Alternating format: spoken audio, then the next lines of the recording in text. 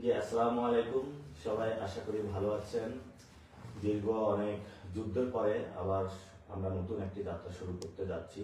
যে নামটি আমরা আজকে দিয়েছি সেটা হলো লড়াইটা দ্বিগুণ হবে। আপনারা জানেন যে বাংলাদেশের সন্ত্রাস, চাঁদাবাজি এবং দুর্নীতি ব্যাপক হারে বেড়েছে, যেটার বিরুদ্ধে আমাদের নতুন প্রজন্ম লড়াই করে যাচ্ছেন। তো আপনারা গতকালকে আমরা সারাদিনে কি হয়েছে সেই বিষয়টা আমি আপনাদেরকে আপডেট দিতে পারি নাই, যার জন্য আজকে লাইভে আসা। আমরা গতকালকে ইলেকশন ডেটা সকালবেলা একদম শুরু করেছিলাম। সকালে আমরা পল্টনে সেন্টারে গিয়েছিলাম এবং সেখানে সবকিছু ঠিক পেয়েছিলাম। তারপর আস্তে আস্তে বিভিন্ন যে কেন্দ্রগুলো আছে সেখানে আমরা যাওয়া শুরু করি। আমাদের যে জায়গাটা থেকে সমস্যাগুলো শুরু হয়েছে সেটা হলো মির্জা আব্বাস মহিলা কলেজ। সেখানে আমরা গেলাম, যাওয়ার পরে দেখলাম অনেকগুলো মিডিয়া এবং মিডিয়াগুলোকে একসাথে করে রাখা হয়েছে যে মির্জা আব্বাস সাহেব এখানে আসবেন। এবং পরবর্তীতে আমি সেটা অ্যাভয়েড করে ভিতরে গেলাম। প্রথমে নারীদের সাথে কথা হলো, নারীরা ব্যাপক হারে সেখানে ভোট দানের জন্য উপস্থিত হয়েছিলেন এবং তারা যেটা জানালেন যে তাদের সিরিয়ালটা স্লো করে রাখা হয়েছে, যার জন্য ভিতরে ভোট দিতে তারা দেরি হচ্ছে।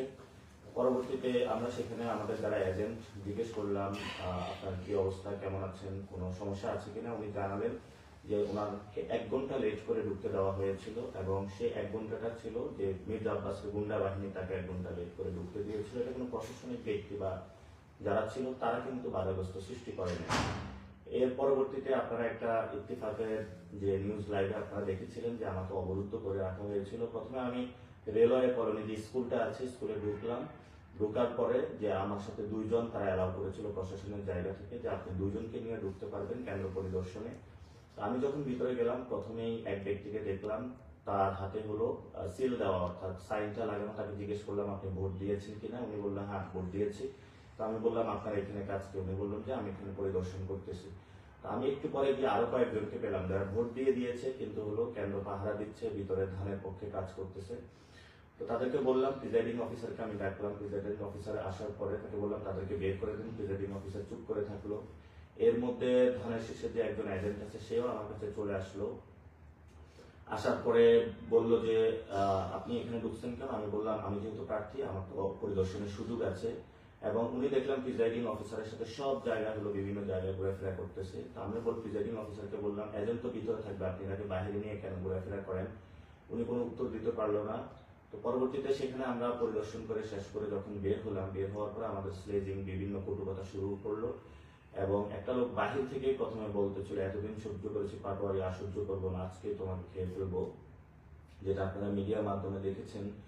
তো আমরা একটু সামনে আসার পরেই আমার পিছন একদম নিচ থেকে হলো লাঠি দেওয়া শুরু করলো। সেটা আমাদের সাথে যারা ছিল তারা প্রটেক্ট করলো এবং যে ব্যক্তিটা আমাকে হুমকি দিয়েছিল একটু পরে আমার মাথার মধ্যে জোড়া একটা ঘুষি মারলো এবং একটা ইট নিক্ষেপ করলো, যেটা হলো আমার পাশে যেজন ছিলেন ওনার মাথায় হলো এসে পড়লো।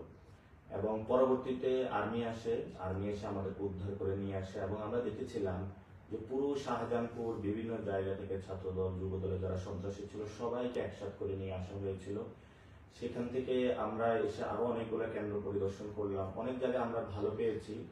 তো ঠিক আমরা সন্ধ্যার দিকে যখন আমাদের অফিসে আমরা চলে যাই, যাওয়ার পরে ভোট কাউন্টিং শুরু হতে থাকে, তখন আসলে আমাদের কাছে ইনফরমেশন আসা শুরু করে যে বিভিন্ন জায়গায় যারা আমাদের প্রিজাইডিং অফিসার আছেন, যে ভাইরা দায়িত্ব নিয়েছিলেন তাদেরকে হলো বিভিন্ন জায়গায় হলো সমস্যার সৃষ্টি করতেছে, যাতে ভোট কাউন্টিংটা যাতে হলো ধানের শীষে পক্ষে হলো বেশি দেওয়া শুরু করে। এবং আমরা খুঁজে নেওয়া শুরু করলাম আমাদের এই শাপলাগুলির যারা এজেন্ট ছিল তাদেরকে হুমকি দুমকি দিচ্ছে এবং বিভিন্ন জায়গায় হলো তাদেরকে হুমকি দুমকি দেওয়ার মাধ্যমে তাদেরকে মির্জা আব্বাসের বাহিনী যে আমরা টাকা পয়সা দিব, তারা জোর শুরু করলো যে ধানের শীষের পক্ষে এই জায়গাটা আপনাদের রায়টা বাড়িয়ে দিতে হবে। তারা আমাদের কাছে অভিযোগ করা শুরু করলো। আমরাও বিভিন্ন জায়গায় যাওয়া শুরু করলাম এবং পরবর্তীতে খোঁজ নিয়ে দেখলাম যে কেন্দ্র ভিত্তিক তারা সন্ধ্যার পরে যখন আমাদের রেজাল্টগুলো আমাদের ভালো আসা শুরু করলো, তারা একযোগে সকলগুলো কেন্দ্রে অ্যাটাক করলো। আমাদের এত বাহিনী বা এত বড় বাহিনীকে মোকাবেলার শক্তি সামর্থ্যটা ছিল না। বিভিন্ন জায়গায় তারা সন্ত্রাসীদেরকে একসাথে করলো বহিরাগত জায়গা থেকে এবং তারা প্রত্যেকটা কেন্দ্রে তারা অ্যাটাক শুরু করলো। আমাদের কাছে প্রত্যেকটা জায়গা থেকে কল আসা শুরু করলো যে আপনাদের কেন্দ্রগুলো অ্যাটাক হচ্ছে, আপনাদের এখানে এই জায়গায় এই প্রবলেম, ওই জায়গায় এই প্রবলেম। আমরা এত বেশি মেসেজ আসতেছিল, ফোন আসতেছিল, আমরা সব জায়গাটা আসলে সামাল দিতে পারি নাই। কারণ আমরা প্রত্যেকটা কেন্দ্রে 100 জন স্বেচ্ছাসেবক বাহিনী রেখেছিলাম, কিন্তু 100 জন স্বেচ্ছাসেবকের বাহিনী জায়গায় তারা হলো 500 জন 600 জন এবং প্রত্যেকে চিহ্নিত যারা সন্ত্রাসী ছিল তাদের নেতৃত্বে তারা কেন্দ্রগুলো অ্যাটাক শুরু করে। তো পরবর্তীতে আমরা যখন শুনতে পেলাম বিভিন্ন জায়গায় মির্জা আব্বাসের বাহিনীগুলো এবং মির্জা আব্বাসের ওয়াইফ স্বয়ং বিভিন্ন কেন্দ্রে গিয়ে তার পক্ষে যারা প্রিজাইডিং অফিসার আছে তাদেরকে হুমকি ধমকি দেওয়া শুরু করলো। এর মধ্যে আমরা বঙ্গভবনে যে কেন্দ্রটি ছিল প্রাথমিক বিদ্যালয় সেখানে আমরা খোঁজ নিয়ে দেখলাম যে সেখানে হলো যে জায়গাটা হলো বক্সের ভিতরে সিল না করার কথা বাহিরে সিল দিয়েছে তারা সেটা ইনক্লুড করতে চাচ্ছে। সেখানে আমি ম্যাজিস্ট্রেটের সাথে কথা বললাম, ম্যাজিস্ট্রেট বললো আমি চিফ রিটার্নিং যিনি আছেন রিটার্নিং কর্মকর্তা ওনার সাথে কথা হয়েছে, উনি আমাকে নির্দেশনা দিয়েছেন যে যাতে ব্যালটের বক্সের বাহিরে যেগুলো সিল করেছে সেগুলো ইনক্লুড করার জন্য। পরবর্তীতে বললো যে তারা আমি প্রিজাইডিং যিনি অফিসার তাদের সাথেও সেখানে কথা বললাম, তারা বললো হ্যাঁ আমরা এরকম নির্দেশনা পেয়েছি। পরবর্তীতে আমি ডিরেক্ট ডিসি যিনি রিটার্নিং কর্মকর্তা তার অফিসে চলে যাই। অফিসে যাওয়ার পর আরো ভয়ঙ্কর সংবাদ শুনতে পেলাম ছাত্রদল যুবদলের সন্ত্রাসীরা অ্যানেক্স বিল্ডিং এ যেখানে প্রায় তারা 1000 ভোট জালিয়াতি করেছিল সেখানে গিয়ে তারা সবাইকে অবরুদ্ধ করে রাখে। পরবর্তীতে আমরা এই ডিসি কে বললাম যে আপনি তাদেরকে উদ্ধার করার ব্যবস্থা করুন এবং সেখানে যারা আছেন কেন্দ্রটা রক্ষা করুন। ডিসি যখন পুলিশ এবং আর্মিকে ফোন দিল, আর্মি বললো আমি সেখানে মুভ করতে পারবো না, ভার্সিটি প্রক্টরের অনুমোদন লাগবে। তো আমরা জিজ্ঞেস করলাম তাহলে আপনি সেখানে কেন্দ্র দিয়েছেন কেন, আপনার আন্ডারে তো কেন্দ্র। পরবর্তীতে অনেক চাপাচাপি করার পরে তারা পুলিশ এবং বিজিবি পাঠিয়ে অ্যানেক্স বিল্ডিং এর সেই ব্যালট বক্সটা তারা উদ্ধার করে এবং সেটা নিয়ে আসে এবং সেখানে প্রায় 1000 ভোট আমাদেরকে কম দেখানো হয়েছে। এর মধ্যে আমরা খোঁজ পাইলাম যে ইস্কাটন স্কুলে হলো মির্জা আব্বাসের ওয়াইফ সেখানে গিয়ে নতুন করে আবার ভোটগুলা রিডিং করা শুরু করেছেন এবং কাউন্টিং করা শুরু করেছেন। এর মধ্যে আমাদের কাছে একটি ভয়েস রেকর্ড আসলো যে সকল প্রিজাইডিং অফিসারের প্রতি নির্দেশনা দেওয়া হয়েছে ব্যালট বক্সের বাহিরে যে সিলটা পড়েছে এটা কিন্তু নির্বাচন কমিশনের নিয়ম অনুযায়ী সে ভোটটা কাউন্ট হওয়ার কথা না, সেই জায়গাটাও প্রিজাইডিং অফিসারদের জন্য নির্দেশনা দেওয়া হয়েছে এবং উনি ছিলেন মির্জা আব্বাসের ভাগিনা আদিত্য। এটাও শুধু নয়, বিভিন্ন জায়গায় আরো অনেক জায়গায় যেমন হলো আবুজর গিফারি কলেজ এবং শহীদ ফারুক যে স্কুল আছে সেখানে জাহাঙ্গীরের বাহিনী ও ইঞ্জিনিয়ার সুজনের যারা ছেলেপেলেরা সেখানেও তারা অ্যাটাক শুরু করলো। অন্যদিকে শান্তিবাগ প্রাইমারি স্কুলে মনার বাহিনী এবং আজিজ হাফিজের নেতৃত্ব হলো অ্যাটাক শুরু করলো। শান্তিবাগ উচ্চ বিদ্যালয়ের ফজলে রুবায়েত পাপ্পু এক্স কমিশনার আদি মগার ছেলে মিজানেরা সেখানে অ্যাটাক শুরু করলো এবং মিলেনিয়াম যে স্কুল রয়েছে সেখানে হলো মিলেনিয়াম ইউনিভার্সিটি যে রয়েছে সেখানে মির্জা আব্বাস ও তার ছেলে গিয়ে হলো ভোট চেকিং করা শুরু করলো। অর্থাৎ প্রথমেই যখন ভোটের ফলাফলটা আসা শুরু করলো তাদের মাথা নষ্ট হয়ে গিয়েছিল। পরবর্তীতে সবগুলো কেন্দ্রে তারা অ্যাটাক শুরু করে এবং কোথাও মির্জা আব্বাসের ওয়াইফ গিয়েছে, কোথাও মির্জা আব্বাস গিয়েছে, কোথাও তার ছেলে গিয়েছে, কোথাও তার বাগিনা গিয়েছে, কোথাও যারা কমিশনার ছিল তারা গিয়েছে, কোথাও তারা যারা মাস্তান ছিল তারা গিয়েছে। এর পরবর্তীতে আমরা খোঁজ পেলাম যে আমাদের সিদ্ধেশ্বরী দুইজনকে হলো বোনকে আটক করে রাখা হয়েছে যারা এজেন্ট ছিল। পরবর্তীতে আমি হলো সেখানে যে ম্যাজিস্ট্রেট ছিলেন তার সাথে যোগাযোগ করলাম। ম্যাজিস্ট্রেট আমাকে জানালেন যে ইস্কাটনের অবস্থা খারাপ, আমি এটা শেষ করে তারপর হলো সিদ্ধেশ্বরীতে যাব। তো আমি বললাম যে আপনারা যদি এইভাবে করেন তাহলে তো আমাদেরকেও মাঠে নামতে হবে। তো কমিশনার যিনি ওইখানে আটক করে রাখা হয়েছে যাকে, উনি বললেন আমাকে 10টা মিনিট আপনারা সময় দেন, আমি এটা শেষ করে ওইখানে গিয়ে আমি কথা বলতেছি। তো আমরা ঠিক আছে, আমরা বললাম যে আমরা 10 মিনিট অপেক্ষা করতেছি, আমাদের বোনকে আমাদের দ্রুত উদ্ধার করতে হবে। তিনি সেখানে শেষ করে তারপরে সেখানে গিয়ে আমাদের বোনদেরকে উদ্ধার করেন। অর্থাৎ আমি যখন এই কথাগুলো বলছি আমি গতকালকে ঠিক এই মোমেন্ট গুলা নিয়ে তখন হলো আমি ডিসি অফিসে বসে আছি, ডিসি কাউকে বলতেছেন নির্দেশনা দিচ্ছেন কিন্তু তারাও কোনো কিছু মানতেছে না। পুলিশ পুরা প্রশাসন হলো একদিকে হেলে গিয়েছিল। আমরা যেই কমপ্লেন গুলো করছিলাম আমাদের কোনো কমপ্লেনের উত্তর দিচ্ছিল না। তো ইতিমধ্যে পুরা আমাদের যিনি আহ্বায়ক নাহিদ ইসলাম বলেছিলেন ঢাকা 8-এ আসার জন্য, কারণ যেই জনশক্তি আমাদের ছিল বিভিন্ন কেন্দ্রে দিয়েছিলাম সেটা হলো এক জায়গা থেকে আরেক জায়গায় দৌড়াদৌড়ি করতে গিয়ে আমাদের সবার খুব বাজে অবস্থা হচ্ছিল। এর মধ্যে আমরা ফেসবুকে দেখলাম বিভিন্ন কেন্দ্রে রিগিং হওয়া শুরু করেছে। এর আগের দিন যখন পরিবার সংস্কৃতি বিকাশ কেন্দ্র হলো জাল ভোট করার জন্য একদল সন্ত্রাসী একত্রিত হয়েছিল তখন আমরা 10-15 জনকে পাঠিয়েছিলাম। আমাদের প্রত্যেকটা ব্যক্তিকে হলো রাস্তায় ফেলে পিটানো হয়েছে, ঘুষি দেওয়া হয়েছে, কিল দেওয়া হয়েছে, প্রত্যেকটা ব্যক্তি আহত করা হয়েছে। তো আমরা তারপরে ওই দিন হলো কেন্দ্রটা রক্ষা করি। তো আমাদের ঢাকা 8-এ যেই এক্সপিরিয়েন্সটা অর্জন হয়েছে সেটা হলো প্রত্যেকটা কেন্দ্র ভিত্তিক তারা হলো সন্ত্রাসীদেরকে জড়ো করেছে এবং যিনি প্রার্থী ছিলেন, প্রার্থীর যিনি ওয়াইফ ছিলেন, ভাগিনা ছিলেন, ছেলে ছিলেন, তার যে সন্ত্রাসী লালিত পালিত যে সন্ত্রাসী বাহিনী ছিলেন প্রত্যেকে বিভিন্ন জায়গায় গিয়ে হলো কেন্দ্রগুলো দখল করেছেন এবং সেগুলো তাদের ম্যানিপুলেট করে তাদের ফেভারে নিয়ে যাওয়ার চেষ্টা করেছেন। আমি যখন রিটার্নিং কর্মকর্তার অফিস থেকে বসেছিলাম, একটু পরে হলো মির্জা আব্বাসের ওয়াইফ হলো সেখানে আবার এসেছেন অনেক মানুষ নিয়ে। আমার কাছে সবাই কল করতেছিল ঢাকা শহরে, আপনারা যারা ভোট দিয়েছেন, যে আমরা কি আসবো কিনা। আমি সবাইকে বলেছি না আসার জন্য, বিকজ দ্যাট ওইখানে বড় ধরনের একটা রক্তারক্তি পরিস্থিতি সৃষ্টি হতো, এবং সেটা আমি চাই না যে একটি শান্তি সুষ্ঠু যে নির্বাচন বাংলাদেশে হতে যাচ্ছিল, যেটা আমরা প্রস্তুতি নিয়ে রেখেছি, যাতে আমরা যে কোনো মূল্যে একটি সুস্থ এবং সুন্দর নির্বাচন যাতে বাংলাদেশের মানুষকে উপহার দিতে পারি, সেটা আমরা কিন্তু নষ্ট করতে চাইনি। এবং ভোট গণনা বিভিন্ন জায়গায় যেটা হচ্ছিল সেটাও আমরা নষ্ট করতে চাইনি। পরে নাহিদ ইসলাম যখন আমাদের এই কেন্দ্রে এসেছিলেন, নাহিদ ইসলামের কেন্দ্রে অর্থাৎ আসনে, সেখানেও আবার এই সন্ত্রাসীরা অ্যাটাক শুরু করে, সেখানে উনি চলে গিয়েছিলেন। অর্থাৎ প্রত্যেকটা জায়গায় এক জায়গায় তারা হামলা শুরু করে। ওইদিকে হলো আমিরের জামায়াতের যে কেন্দ্র আছে সেখানেও তারা এক জায়গায় হামলা শুরু করে। তো আজকের যে পরিস্থিতি আমরা দেখছি যে বিভিন্ন জায়গায় তারা সন্ত্রাসী অ্যাটাক শুরু করেছে, এটা নির্বাচনের আগের দিনও তারা করেছে, গতকালকেও করেছে, আজকেও করেছে। আমরা কিন্তু নতুন বাংলাদেশে এই ধরনের সন্ত্রাসী অ্যাক্টিভিটিস চাইনি, এবং ভবিষ্যতে যদি এই ধরনের সন্ত্রাসী কর্মকাণ্ড চালানো হয়, তাহলে হাসিনা আমলে যে পরিণত হয়েছিল, আমাদের ভবিষ্যতে সেই ধরনের প্রস্তুতি নিতে হবে। তো গতকালকে যখন আমি ভোট কেন্দ্রগুলো ঘুরছিলাম, সেখানে অনেক ভোটারদের সাথে আমার কথা হয়েছে। মেয়ে ভোটাররা আসছে, তারা ভোট দিচ্ছিল, উচ্ছ্বাস প্রকাশ করতেছিল। অনেক ক্যান্সারের রোগী তারা ভোট দিতে এসেছিল আমাকে, অনেক অসুস্থ মানুষ এসেছিল যারা ভোট দিচ্ছিল। তো আপনাদের প্রতি অসংখ্য ভালোবাসা, এবং আপনারা যেভাবে আমাকে অ্যাকসেপ্ট করে নিয়েছেন, এটা বাংলাদেশে একটা নজিরবিহীন ঘটনা। আমি সবাইকে আপনাদের আমার অন্তরের অন্তঃস্থল থেকে আপনাদেরকে ভালোবাসা এবং মোবারক জানাচ্ছি। আপনারা নতুন বাংলাদেশে যে লড়াইটা শুরু করেছেন, সেই লড়াইয়ে আমরা ঐক্যবদ্ধভাবে ঐক্যজোট হয়েছি, এবং নতুনভাবে আমরা এই লড়াইটা আরো দ্বিগুণ গতিতে শানিত করব, যাতে নতুন বাংলাদেশ আমরা গঠন করতে পারবো। আপনারা আমাদেরকে প্রশ্ন করেছেন যে আমরা যেহেতু নির্বাচনে এই পর্যায়ে চলে এসেছি, রিগিং এর মাধ্যমে আমাদেরকে হারিয়ে দেওয়া হয়েছে, যেখানে আমরা জয় লাভ করেছি, তাহলে আমাদের প্রস্তুতিটা কেমন হবে, নতুন বাংলাদেশ আমরা কিভাবে গঠন করব। সেখানে আপনাদের একটা বিষয় খুবই আমি স্পেসিফিক স্পষ্ট করতে চাই, সেটা হলো বাংলাদেশের পলিটিক্যাল ফাইন্যান্সিং যে সিস্টেম, অর্থাৎ দলগুলো যেভাবে পলিটিক্যাল ফাইন্যান্সিং করে থাকে, এটা যদি আমরা এই দুর্বৃত্তায়ন যদি ভাঙতে না পারি, তাহলে বাংলাদেশের সুস্থ ধারা রাজনীতি আমরা ফিরিয়ে নিয়ে আসতে পারবো না।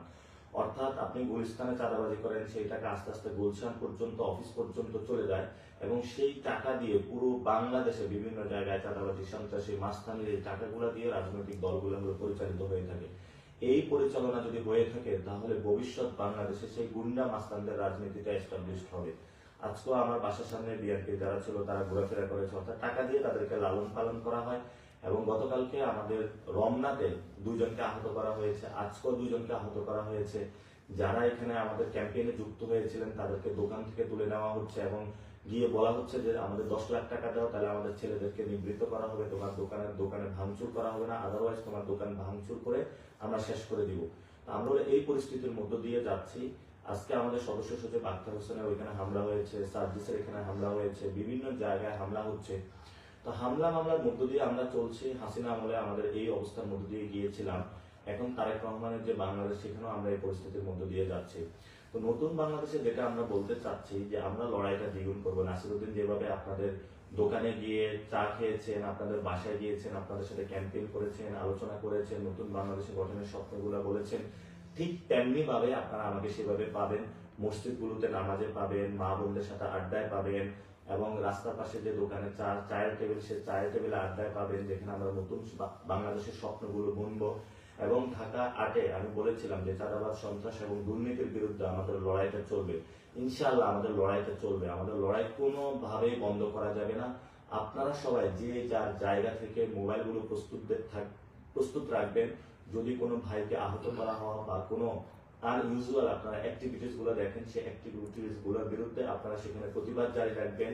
কিন্তু আমার যে একটা এক্সপিরিয়েন্স, ইনকিলাব মঞ্চ যখন আন্দোলন ডাক দিয়েছিল, সেখানে শেষ দিন আমি রাজু ভাস্কর্য সবাইকে নিয়ে বসেছিলাম, কারণ আমাদের যেই জনশক্তি ছিল সেটা দিয়ে যদি পুলিশের সাথে আমরা সেখানে মারামারিতে যেতাম, এটা কিন্তু আমাদের ঠিক হতো না। কারণ পুলিশ খুবই ব্রুটাল ওয়েতে আমাদের উপরে অ্যাটাক করেছিল, এবং সবাইকে আমি তখন যারা বিভিন্ন জায়গায় আটকে গিয়েছিল সবাইকে নিরাপদ করে বাড়িতে পাঠিয়ে দেওয়া হয়েছিল। আমি ইনকিলাব মঞ্চের জাবেরের সাথে কথা বলেছিলাম, জুমার সাথে কথা বলেছিলাম, তারা যে দিক নির্দেশনা দিয়েছিল সেটাই আমরা পালন করেছিলাম। তো গতকালকে যদি সবাই আমরা ফিল্ডে আসতাম, সেই ধরনের একটি রক্তক্ষয়ী সংঘর্ষ বাংলাদেশের অভ্যুদয় করতো, যেটা আমি কখনোই চাইনি। কারণ আমরা যারা তরুণরা রয়েছে, আমরা নতুন একটি বাংলাদেশ চাই, যে বাংলাদেশে আমরা কোনো সন্ত্রাসী, রক্তপাত, হানাহানি, রাহাজানি আমরা চাই না। এখানে আমরা সুন্দরভাবে বসবাস করতে চাই, প্রত্যেকের নিরাপত্তা দিতে চাই, প্রত্যেকের সাথে ভালোবাসার সহিত বসবাস করতে চাই। তো আমরা ঢাকা আর্টে যে বিষয়টি করব সেটা হলো আমাদের যে 8 দফা ইস্তেহার দেওয়া হয়েছে শহীদ ওসমান হাদি ভাইয়ের হত্যার বিচার, সেই বিচার নিয়ে আমরা মাঠে অ্যাক্টিভিটি চালাবো এবং আমরা ভোকাল থাকবো। আপনারা দেখেছিলেন যখন ইনকিলাব মঞ্চ মাঠে নেমেছিল তখন বলা হয়েছিল যে ইলেকশন বানচাল করার জন্য। এখন তো ইলেকশন হয়েছে, তাহলে এখন কেন শহীদ ওসমান হাদি ভাইয়ের হত্যাকাণ্ডের বিচার নিয়ে কথা বলছে না তারা? আমি তারেক রহমানের প্রতি অনুরোধ জানাবো, আপনি যেই প্রথম যে ভাষণটা দিবেন সেই ভাষণে অবশ্যই শহীদ ওসমান হাদি ভাইয়ের হত্যাকাণ্ডের বিচারের নিয়ে আপনার প্রতিশ্রুতি থাকতে হবে। সাথে সাথে বাংলাদেশের সন্ত্রাস, চাঁদাবাজি, দখলদারিত্ব, মাস্তানির যে রাজনীতি চলছে সেটার বিরুদ্ধে স্টেটমেন্ট থাকতে হবে। কারণ আপনি বলেছিলেন আপনি নতুন বাংলাদেশ গঠন করতে চান। আপনারা জানেন যে আমাদের ঢাকা মেডিকেল থেকে বিভিন্ন জায়গায় স্বাস্থ্য ব্যবস্থা ভেঙে পড়েছে, যার কারণে আমাদের ইন্ডিয়াতে যেতে হয়। তো সেই জায়গায় যদি আমরা নতুনভাবে বাংলাদেশের স্বাস্থ্য ব্যবস্থা গড়ে তুলতে পারি তাহলে হয়তো বা বিদেশি যারা দেশগুলো রয়েছে সেখানে আমাদের শরণাপন্ন হতে হবে না। আপনারা জানেন অনেক আমাদের আহত ভাই হয়েছিল যাদেরকে আমরা বাংলাদেশে চিকিৎসা দিতে পারি না, বিদেশে পাঠাতে হয়েছিল। তো বাংলাদেশে যদি চিকিৎসা ব্যবস্থা উন্নত থাকতো অনেক ভাইকে আমরা রক্ষা করতে পারতাম। আমরা সেখানে শিক্ষার কথা বলেছি, যেখানে বিকারুন্নেসা, সিদ্ধেশ্বরী, বিভিন্ন স্কুল কলেজগুলোতে শিক্ষা বাণিজ্য হয়, সেই ভর্তি বাণিজ্য আমরা বন্ধ করার কথা বলেছি। আমাদের সেই লড়াইগুলো চলমান থাকে, যেখানে ভর্তি বাণিজ্য হবে সেখানে আমরা যাব, যেখানে সন্ত্রাস হবে সেখানে আমরা যাব, দখলদারিত্ব চাঁদাবাজি হবে সেখানে আমরা যাব এবং আমাদের প্রতিবাদগুলো জারি রাখবো। আমরা প্রতিবাদ থেকে এক চুলো ইনশাআল্লাহ সরব না, কারণ এই নাসিরউদ্দিন পাটোয়ারি যতদিন জীবিত থাকবে ততদিন দ্বিগুণ শক্তিতে চাঁদাবাজি, সন্ত্রাস এবং দখলদারিত্বের বিরুদ্ধে তার লড়াইটা চালিয়ে যাবে। সবাই আপনারা পাশে থাকবেন। যদি সবাই পাশে থাকেন, আমরা সবাই একসাথে ঐক্যবদ্ধভাবে নতুন বাংলাদেশ গঠন করতে পারি, তাহলে ভারতীয় আধিপত্যবাদ থেকে আমরা মুক্তি পাবো এবং আমাদের যারা নারী সমাজ রয়েছে তাদের জন্য নতুন একটি বাংলাদেশ গঠন করতে পারবো, আলেম ওলামাদের জন্য একটি নতুন বাংলাদেশ গঠন করতে পারবো। আপনারা জানেন যে বাংলাদেশের অর্থনৈতিক কাঠামো ভেঙে পড়েছে, পণ্যের দাম বেড়ে গিয়েছে, সামনে রমজান আসছে। এই রমজানে তারেক রহমান এবং যারা সরকার গঠন করবে তাদেরকে অবশ্যই এটা প্রতিশ্রুতি দিতে হবে বাংলাদেশের সামনে যে এই রমজানে কোনো ধরনের সিন্ডিকেট তারা রাখবে না। যদি সেই আবার পুরাতন সিন্ডিকেট গুলো তারা ফিরিয়ে আনার চেষ্টা করে তাহলে আমরা শক্ত হাতে এর প্রতিবাদ করবো ইনশাআল্লাহ। আমাকে অনেক ধরনের হুমকি ধামকি দেওয়া হচ্ছে এবং আমার বাসার পিছনে পাশে সব জায়গায় তারা লোক নিয়োজিত করে রেখেছে, বিভিন্ন যে আন্ডারগ্রাউন্ড সন্ত্রাসী তাদেরকে তারা অ্যাক্টিভ করেছে। এবং আপনারা আজকে দেখেছেন, আমি গতকালকে বলেছিলাম লাঙ্গল এবং ধান একাকার হয়ে গিয়েছে এবং লাঙ্গলের মধ্য দিয়ে আওয়ামী লীগ আসতেছে, আওয়ামী লীগের মধ্য দিয়ে ভারত বাংলাদেশে আবার তার সেই যে অ্যাগ্রেসিভ অ্যাটাক সেটা শুরু করবে। তো আজকে আপনারা দেখেছেন আওয়ামী লীগের একটি কেন্দ্র উদ্বোধন করা হয়েছে, অফিস উদ্বোধন করা হয়েছে, অর্থাৎ তাদের সাথে একটা চুক্তি হয়েছিল, প্রিয় আওয়ামী লীগ তোমরা আমাদেরকে ভোট দিবা এবং ভোটের মধ্য দিয়ে তোমাদের সকল যে অফিসগুলো রয়েছে আমরা খুলে দিব। আমরা বাংলাদেশে বেঁচে থাকতে একটা আহ্বান জানাচ্ছি, বাংলাদেশে আমরা যতদিন থাকবো ততদিন আওয়ামী লীগের বিচার হওয়া পর্যন্ত, বিচার যে রায় দিবে অর্থাৎ জনগণের মধ্যে তাদের যে রায় আসবে সে রায় বাস্তবায়িত হওয়া পর্যন্ত তাদের কোনো অফিস তারা খুলতে পারবে। এবং আওয়ামী লীগের যে আমরা যারা শহীদ হয়েছিল, আহত হয়েছিল, তাদের হত্যাকাণ্ডের বিচার হওয়ার পরে আওয়ামী লীগের বিষয়ে বাংলাদেশের মানুষ সিদ্ধান্ত নিব। এবং আপনারা জানেন যে সংস্কার প্রক্রিয়া হাবুট যেটা এসেছে সেটাতে বাংলাদেশে জয়ী হয়েছে এবং জনগণ অভূতপূর্ব সাড়া দিয়েছে। কিন্তু আমরা শুনতে পাচ্ছি 200 এর বেশি আসন পাওয়ার কারণে বিএনপি এই বিষয়টা বানচাল করার চেষ্টা করবে। আমরা সেই জায়গায় এই দলকে বলবো বানচাল করার চেষ্টা করবেন না, কারণ হাসিনা আমলে আমরা দেখেছিলাম তারা যখন জনগণের বিরুদ্ধে গিয়েছিল তাদের অনেক বড় রাজত্ব ছিল, সেই রাজত্বগুলো খান খান হয়ে গিয়েছিল। তো আপনারা যতই বড় রাজত্বের স্বপ্ন দেখেন না কেন, এই স্বপ্নগুলা ঘুমের মধ্যেই দেখেন। বাংলাদেশে এই রাজত্ব ভাঙতে বেশি দিন সময় লাগবে না বাংলাদেশের মানুষের। আমি পুরো বাংলাদেশের মানুষকে ঐক্যবদ্ধ হওয়ার আহ্বান জানাচ্ছি, বিশেষত প্রিয় জেনজি এবং যারা তরুণ প্রজন্ম। আমরা জানি আপনারা দুর্নীতির বিরুদ্ধে আছেন, সন্ত্রাসের বিরুদ্ধে আছেন, চাঁদাবাজের বিরুদ্ধে আছেন, দখলদারিত্বের বিরুদ্ধে আছেন। এই লড়াইটা আমাদের থামানো যাবে না, এই লড়াইটা আমাদের কারো একার না, এই লড়াইটা আমাদের সবার। এবং আমরা জানি আমাদের যারা সিনিয়র সিটিজেন রয়েছেন তারা এস্টাবলিশমেন্টের অংশের মধ্যে রয়েছেন। এই নির্বাচনটা ছিল ওল্ড ভার্সেস নিউ, অর্থাৎ এস্টাবলিশমেন্টে যারা রয়েছেন তারা নতুনদেরকে মানতে পারে নাই। সেখানে নির্বাচন যে প্রক্রিয়া এটা একটা আই ওয়াশিং লোক দেখানো কাজ করা হয়েছে, যেখানে বড় ধরনের ইঞ্জিনিয়ারিং করা হয়েছে, সেগুলো দেশবাসীর সামনে স্পষ্ট, আপনাদের সামনে স্পষ্ট।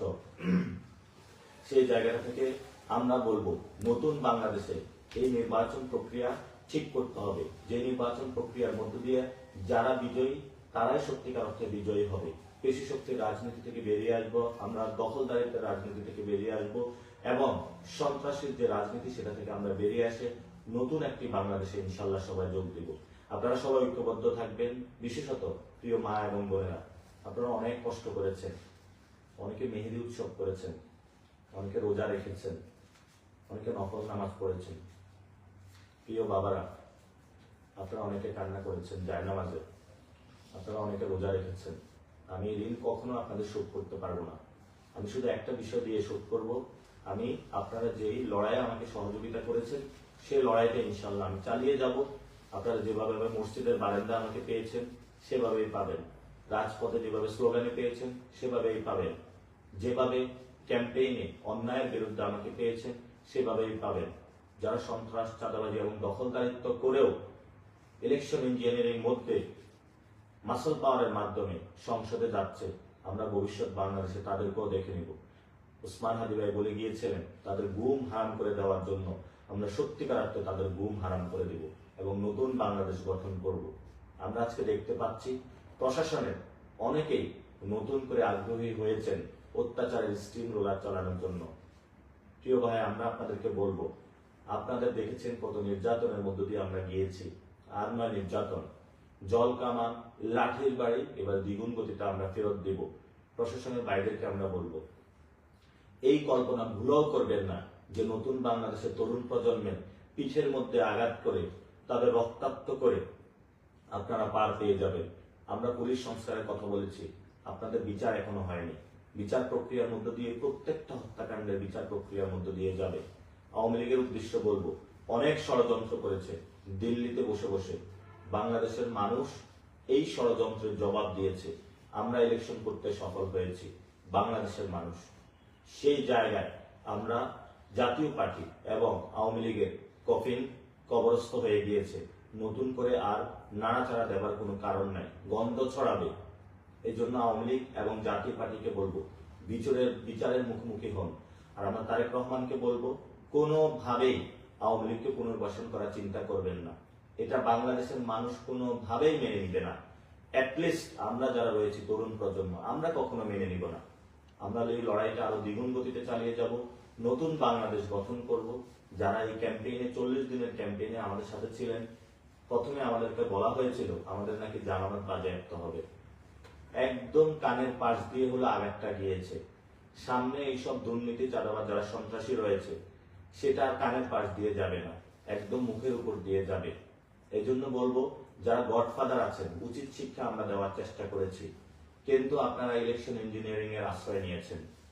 সত্যিকার অর্থে যদি বুকের পাঠা থাকতো আপনাদের, তাহলে এই ধরনের ভোট চোরের মহা উৎসবে আপনারা মারতেন না। এই যে মির্জা আব্বাস সাহেব, আপনি একজন ভোট চোর, ইতিহাসে লেখা থাকবে আপনার নাম। আপনি একজন চান্দাবাজের, ইতিহাসে লেখা থাকবে। আপনার সন্তানের সামনে যখন আপনি দাঁড়ান, তখন এই জবাবগুলো আপনাকে দিতে হবে। নতুন বাংলাদেশের সামনে এগুলো জবাব দিতে হবে। শুধু আপনি না, অনেকগুলো সন্ত্রাসী যারা জয়ী হিসেবে ঘোষণা করা হয়েছে, অনেকগুলা দখলদার, চাঁদাবাজদের, আমরা তাদের বিরুদ্ধে ইনশাল্লাহ রাজপথে নামবো। লড়াইটা আরো নতুন শানিত হবে।